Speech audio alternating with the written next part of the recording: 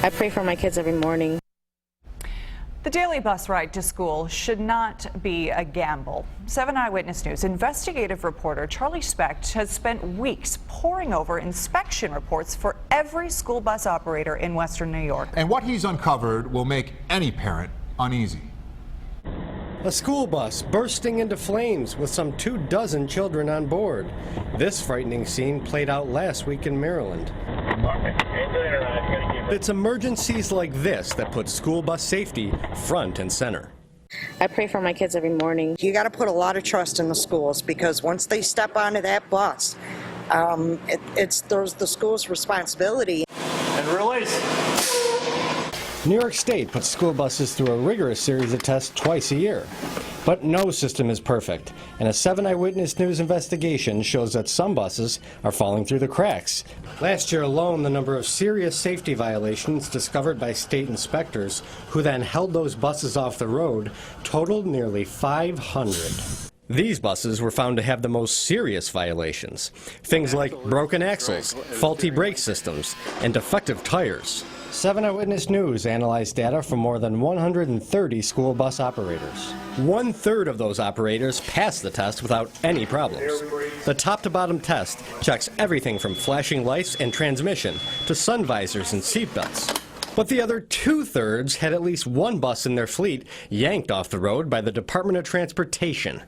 Many schools contract out their busing to private operators, and these companies stood out with high numbers and percentages of grade A or serious violations. First Student, the largest bus operator in the country, provides service to the 700 buses in the Buffalo Public Schools, as well as buses in 20 other districts. From April 2015 to April 2016, First Student bus garages in Buffalo, Lackawanna, and Cheektowaga were cited 100 times for things like defective headlights, taillights, air brakes, and tires.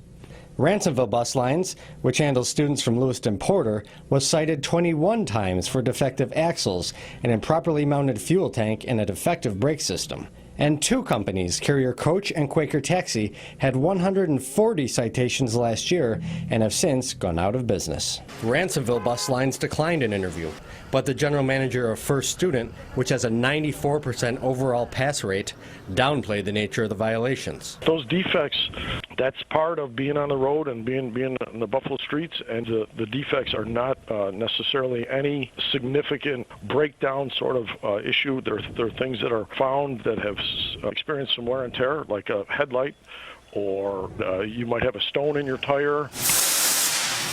But Steve Danaher, who runs the school bus program for the state DOT, says the state takes every violation seriously. The school bus lights are a traffic control device. They stop traffic. They save children's lives. They prevent a child from getting struck while crossing the road.